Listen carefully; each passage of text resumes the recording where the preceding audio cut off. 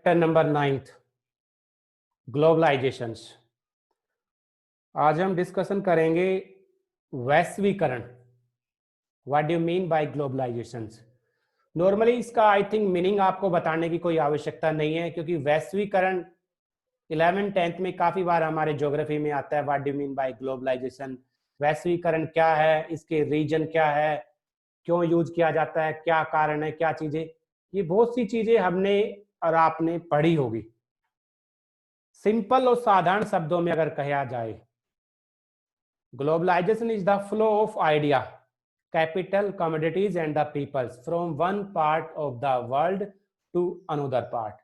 वैश्वीकरण का मतलब है विचार, पूंजी, वस्तुएं और लोगों का एक देश से दूसरे देश में जाना। फ्लो, आचार, विचार, पैसे, वस्तुओं का एक देश से दूसरे देश में आदान प्रदान, फ्लो, ये कहलाता है हमारा ग्लोबलाइजेशन, वैश्वीकरण। In a simple word we can say that it is the flow of the ideas, capital and the people from one part of the world to another part. विश्व के एक भाग से दूसरे भाग में लोगों का, वस्तुओं का और पूंजी का इंपोर्ट एक्सपोर्ट कहलाता है ग्लोबलाइजेशन, वैश्वीकरण। फॉर एग्जाम्पल, उदाहरण से हम आपको समझाएंगे कि देखिए कुछ चाइनीज मोबाइल फोन है, Redmi, MI, Xiaomi, Xiaomi. If you want, हमें कोई, या फिर एप्पल आईफोन हमें चाहिए, अगर ग्लोबलाइजेशन नहीं होता तो नॉर्मली हमें ये मोबाइल फोन ले जाने के लिए, परचेस करने के लिए यूएसए और चाइना जाना पड़ता। अगर हमें ये मॉडल चाहिए तो देखो वहां का ट्रांसपोर्टेशन, वहां जाना, ये चीजें बड़ी कॉस्टली हो जाती। जो एक्चुअल प्राइस है वहां जाके खरीदते तो और डबल हो जाता। लेकिन अब ग्लोबलाइजेशन की वजह से हमें चाइनीज, अमेरिकन कोई भी प्रोडक्ट उस कंट्री में ना जाकर अपने कंट्री में ही मिल जाता है। हम ऑनलाइन या लोकल किसी शॉप में जाते हैं तो वहां जाके फॉरेनर के किसी भी जो ब्रांड, जो प्रोडक्ट, जो क्वालिटी, क्वांटिटी हमें चाहिए, हम परचेज कर सकते हैं। इसे कहा जाता है ग्लोबलाइजेशन। जब पूरा वर्ल्ड एक रूप, एक छत के नीचे आ जाए, जब लगे हमें पूरा विश्व एक छोटा सा स्ट्रक्चर लगे, एक छत लगे कि वर्ल्ड की कुछ भी चीजें चाहिए यहीं मिल जाएगी, वहां जाने की जरूरत ही नहीं है। अगर अमेरिकन को कुछ इंडियन थिंग्स, प्रोडक्ट चाहिए तो जरूरी नहीं कि वो इंडिया में ही आएंगे, वो अपने अमेरिका में भी उन चीजों को परचेज कर लेते हैं, क्योंकि ग्लोबलाइजेशन है। वैश्वीकरण का सबसे बड़ा बेनिफिट और लॉस दोनों होते हैं। देखो, हर चीजों के आपको एक सिक्के के दो पहलू, लाभ और हानियां तो सभी को पता है। तो same things have been be according to the globalisation. कहीं ना कहीं ग्लोबलाइजेशन के कुछ लाभ है तो बहुत सी हानियां भी मानी जाती है। कुछ चीजें हमें अगर अच्छी लगती है तो कुछ चीजें हो सकती है हमें इसके बारे में नुकसान भी देगी ग्लोबलाइजेशन को। All these flow exist in the past. ये नहीं है कि अभी ग्लोबलाइजेशन आ रहा है। अंग्रेजों के टाइम में 6-7 सेंचुरी में भी ग्लोबलाइजेशन होता था। बाबर, अकबर, हुमायूं भारत विदेश में ही आए। अरबियन मोहनजोदारो के अंदर देखते हैं तो विदेशों से व्यापार होता था, लोग घोड़ों से व्यापार करने के लिए आते थे। और अरब से हम हॉर्सेस परचेज करते थे, अरब कंट्री से हम घोड़े परचेज करते थे, वहां उनको मसाले और दाल देते थे। तो ग्लोबलाइजेशन तो पुराने समय से ही है। ये नहीं कह सकते ग्लोबलाइजेशन आज ही आया है, 2019 में, 20 में आया है। ये तो बहुत समय से आ रहा है। बट पुराना ग्लोबलाइजेशन और आज का ग्लोबलाइजेशन एक चेंज हो गया है। Technological advancement in the transportation and communication. पुराने समय में ट्रांसपोर्ट अगर वाया कैमल्स, हॉर्स से होता था तो आज वाया शिप और एयरलाइन है। कम्युनिकेशन लेटर से होता था तो आज मोबाइल फोन, इंटरनेट है। टेक्नोलॉजी और ट्रांसपोर्ट ऑफ कम्युनिकेशन, ये दो सबसे बड़े फैक्टर है जिन्होंने ग्लोबलाइजेशन की डेफिनेशन को ही चेंज कर दिया है, जिन्होंने ग्लोबलाइजेशन के मीनिंग को ही चेंज कर दिया है। यानी पूरे वर्ल्ड के अंदर जब हमें अपनी इंफॉर्मेशन अमेरिका में भेजनी थी तो 1 मंथ लग जाते थे, लेकिन आज एक छोटे से ईमेल, इलेक्ट्रॉनिक मैसेज से 1 सेकंड के अंदर हमारी इंफॉर्मेशन वहां चली जाती है। हमें कोई डॉक्यूमेंट सेंड करने हैं तो मेल करेंगे या जो भी चीजें हम करेंगे 1 सेकंड में। हमें अमेरिका में किसी पर्सन से बात करनी है, ओल्ड ग्लोबलाइजेशन में हमें वहां जाना होता था, लेकिन आज हम स्काइप है, व्हाट्सएप है, जो भी सोशल मीडिया है, जो भी चीजें, लाइव बातें कर सकते हैं। यहां तक कि हमारी जुडिशरी कोर्ट में भी लाइव हेयरिंग चलती है, लाइव, लोगों को ले जाया नहीं जाता, वीडियो।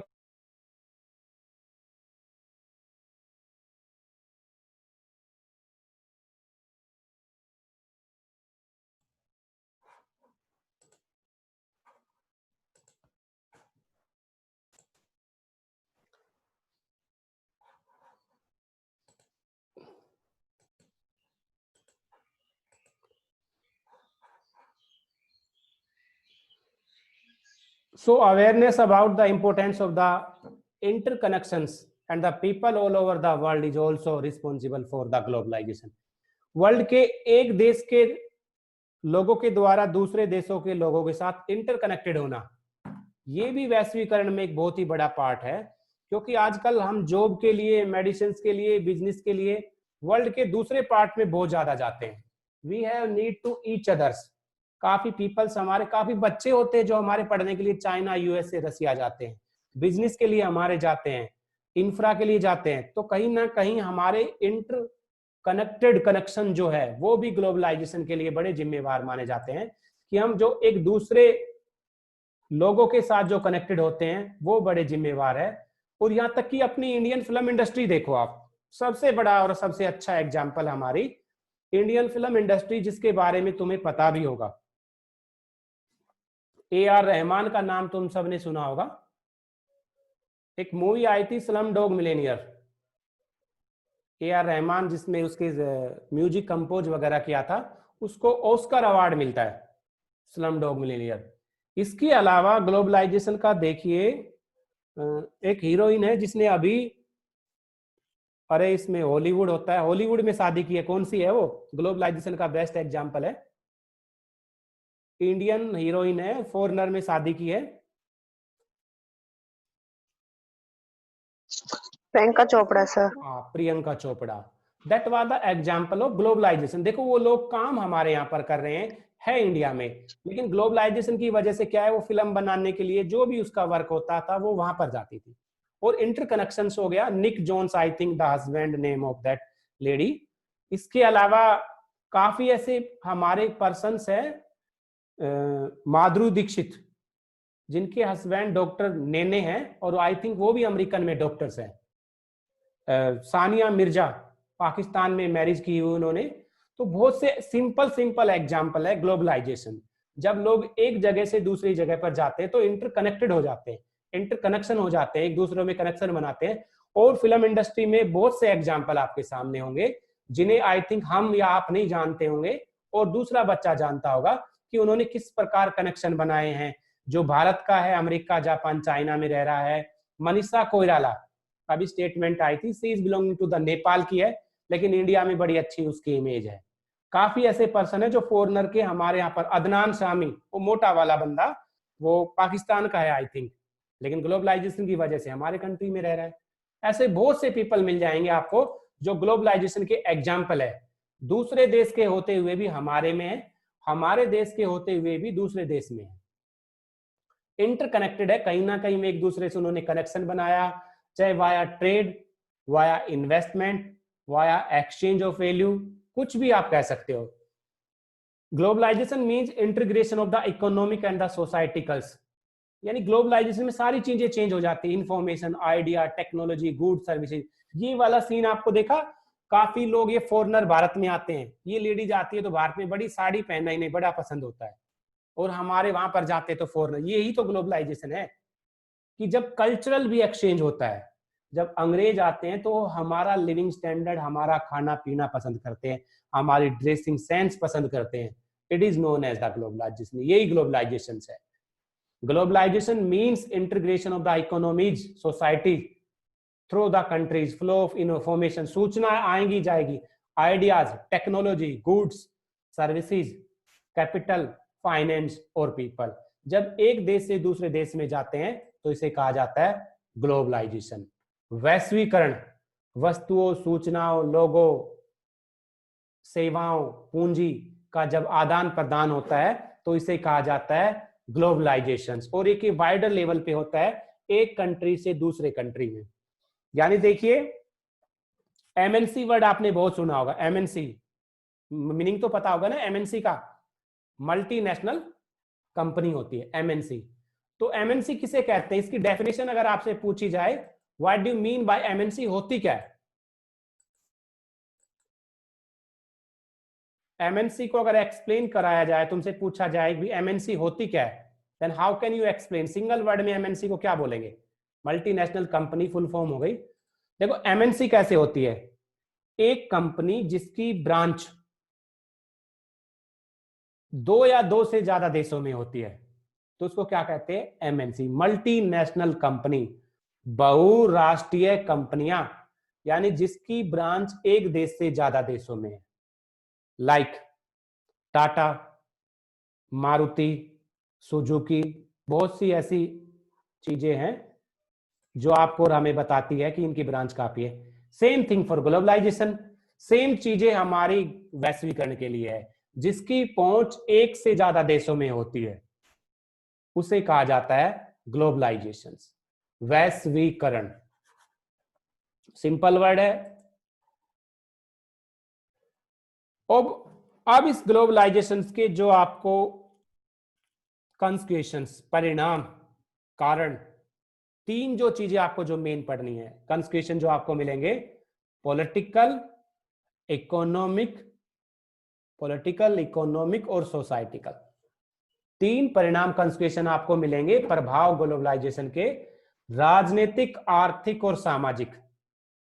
3 प्रभाव हमारे ग्लोबलाइजेशन में मोस्ट माने जाते हैं, इंपॉर्टेंट माने जाते हैं, पॉलिटिकल, इकोनॉमिक, सोसाइटिकल। आपसे पूछा जाएगा वैश्वीकरण का राजनीतिक परिणाम, राजनीतिक, आर्थिक परिणाम, सामाजिक, किस प्रकार ये इसको प्रभावित करती है?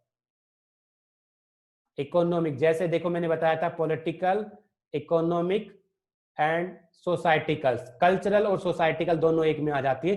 ये 3 परिणाम माने जाते हैं। तीनों मेन क्वेश्चन आपके हैं ग्लोबलाइजेशन के अंदर, किस प्रकार पूरा डिफाइन किया जाता है, एंड डिसएडवांटेज और advantage of globalisation, criticise of the globalisation, इसके अच्छे और बुरे हम एक्सप्लेन करेंगे, how can it will be better and not better. Bharat और ग्लोबलाइजेशन, हमने इससे क्या, ग्लोबलाइजेशन से क्या कमाया है, क्या नहीं हमारे लिए है। इंडिपेंडेंट आजादी के बाद ये कुछ चीजें हैं जो हम आगे आपको बताया जाएगा। New economic policy. So one thing you can learn, जो चीजें तुम्हें आज याद करनी है आफ्टर द क्लास, सिर्फ you can open your NCERT and read about the 3 consequences of the globalization। आप वैश्वीकरण के 3 प्रभावों के बारे में पढ़ें, राजनीतिक, आर्थिक और सांस्कृतिक। Then we can explain on the Thursday हम इसको एक्सप्लेन करेंगे डिटेल में। एटलीस्ट जब आप पढ़ोगे थोड़ा बहुत तो तुम्हारे भी समझ में आएगा और मुझे भी समझाने में ज्यादा प्रॉब्लम नहीं होगी। So first of all you can read the 3 consequences of the globalization, political, economic and cultural। ये मेन होता है, इसमें से एक क्वेश्चन 100% कभी ना कभी हमारा फाइनल में आता है। What was the main consequence, हो चाहे इकोनॉमिक्स में पूछा जाए, पॉलिटिकल में पूछा जाए या कल्चरल में पूछा जाए, एंड विद एग्जांपल। और इन सभी के एग्जांपल, उदाहरण आपको याद करने, ताकि जब हम कल एग्जांपल दें और इसको एक्सप्लेन करें तो बेटर वे से आपके माइंड में आ जाए, आपका भी प्रॉफिट हो और मुझे भी ज्यादा प्रेशर का सामना ना करना पड़े। सो आफ्टर द मीटिंग, इतनी मीटिंग मैं लूंगा क्योंकि मेरे लैपटॉप की बैटरी आज बहुत कम ही बची है, पर फिर भी चलो 30-20 मिनट की तो क्लास हो ही गई है। So after the class please read. Mughal काल में आपने अकबर में डायनेस्टी के अंदर कुछ बातें जो बताई जाएंगी वो पढ़नी है, और पॉलिटिकल साइंस में सिर्फ 3 कंसिक्वेंस है। एनसीईआरटी में आपको मिलेगा, जिस बच्चे के पास जेपीएच है उसमें भी आपको 3 कंसिक्वेंस, 3 प्रभाव मिल जाएंगे, आप वहां से पढ़े। जेपीएच का यूज करें, एनसीईआरटी का यूज करें, गूगल का यूज करें, जिसका भी यूज करें, लेकिन पढ़े please. Thank you, have a nice day. And last, please if possible, अगर संभव है तो मंथली फीस अपनी जमा करा दे, नहीं है कोई दिक्कत ही नहीं।